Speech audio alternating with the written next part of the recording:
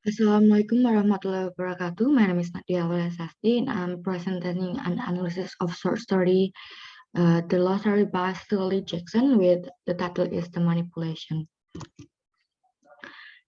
So we will have three pane of content. That the first one is introduction, the second one is discussion, and the last one is conclusion. So jump to the discussion, to the introduction. So the theory of literary criticism of Marxism comes from the philosophical concept of Marxism that put forward by Karl Marx, a philosopher of German origin, and Karl Marx initiated the theory of Marxism to criticize the exploitative action carried out by the bourgeois class that against the proletarian class in an economic system of capitalism. And in Marxist criticism, literary works are viewed as a reflection of the social institution from which they originate. And in fact, that the work itself is considered as a social institution that has a specific ideological function based on the ideology and the background of the writer. And according to Padia.com, Marxist theory is more concerned with social and political elements of work than its aesthetic value, and Marxist theory can be applied to literature by analyzing the social, economic, and political elements such as class division, class struggle, and the oppression. So, and next is The Lottery is a short story by American writer Shirley Jackson, and the story was first published on June 16, 1948 in the New York Booker magazine. And this short story became one of the stories described as a terrible and crazy story. And when it first published, the story received a lot of negative response from readers, which might be due to the story seemingly strange and horror plot.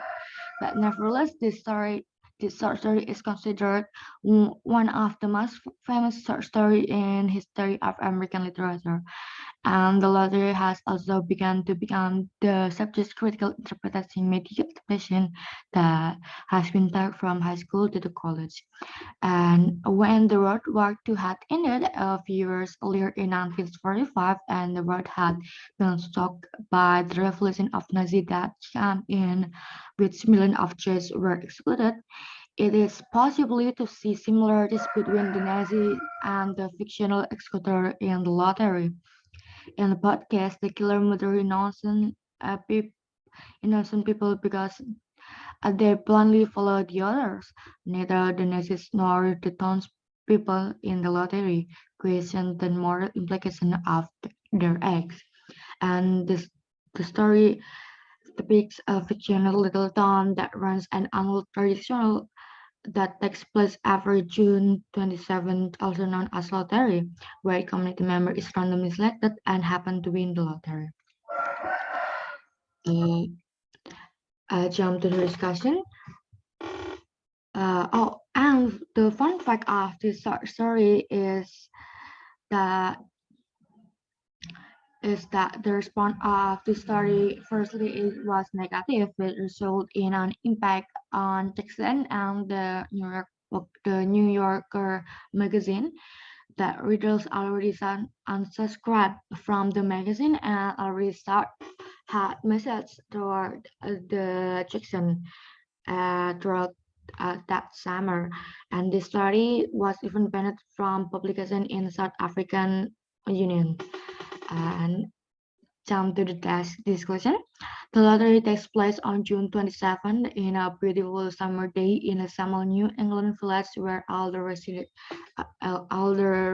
are gathering for the traditional annual uh, lottery. And the event first appears festive, soon become sorry. Uh, throughout the event first appears festive, it soon become clear that no one wants to win the lottery. Cassie Hutchinson seems unconcerned about the tradition until her family draw the dreaded marks, and she protests that the process wasn't fair, and the winner, it turns out, will be stoned to death by the remaining residents. And Cassie's win, and the story closes our villages, including her own family members, began to throw rock at her. And according to Kosenko in 1985, the story symbolized an attack of capitalism, and the story attacks the ideology and social order of the town. And one Marxist explained, for the story lies in the symbol of the black dot made on paper for the lottery, and the black color of the dot represented an evil that is linked to the business, which is to not stand and capitalism. So, and the Borges will define the Borges and Poltron. So in the Borges, there's a three main character that make up the Borges as the leader class, where the three individuals have influence and power with the small town and because of their position.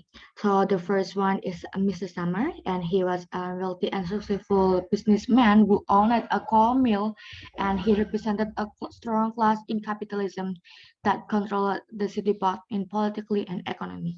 And because Mr. Summer was also given full authority to damage and the lottery. And the second one is the Mr. Crave, and he's a postmaster within this city. As the postmaster, he has also the power to control a mail that coming out and entering the city. And he is also Mr. Summers' right hand, the man who in the back of organizing the lottery tradition each other. The fact that other village is already stopped at this tradition to do their population in the village, that information may be filtered by Mr. Grave because he is the man who control all mail conjuring out and entering the city. So just this village that uh, with stick on and this literary tradition. And the third one is Mr. Martin. He was a grocery store owner, but also the Mr. Martin influence is not as good as Mr. Summer and Mr. Grave. He is still classified as produce class because he indirectly has control over the price and distribution of foods within the city. Yeah, for this first. And the proletarian, the working class, or proletarian consists of opposite workers who are not allowed to think due to the lack of time and energy. And this is clear that some of these people of the working class want to rebel to abandon the old rituals and loyalties and not really want to overthrow the oppressors. And Mrs. Hutchinson's let rival art at the lottery is one of the example. The lottery essential is a tool for the Borges class to control the proletarian class, and therefore it's possible that the Borges already knew which paper was dotted with black, so that their family members were saved from being stoned in a lottery. And finally, only people from the proletarian class were hit by stone throwing. Thus, it can be said that the lottery is an election that clearly visible to its object and for the ruling, but a randomly election for the common people. And a juxtaposition of the story is highly unexpected and perhaps has reached a point of horror where Jackson described the beautiful atmosphere before the start of the lottery, where the weather is sunny in summer and the people gather and the boys gather to collect stone. Just having these stances, the lottery, the reader already imagine that the winner will get a lot of wealth, but would be thought this beautiful depiction will be broken by this very contrasting ending.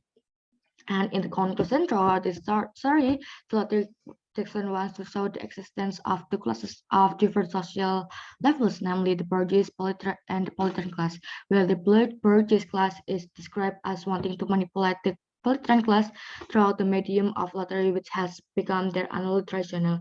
And other words, the story the lottery is an obsolete practice carried out of the medicine on a social order that discriminatory and have the strong community to continue to control the entire city.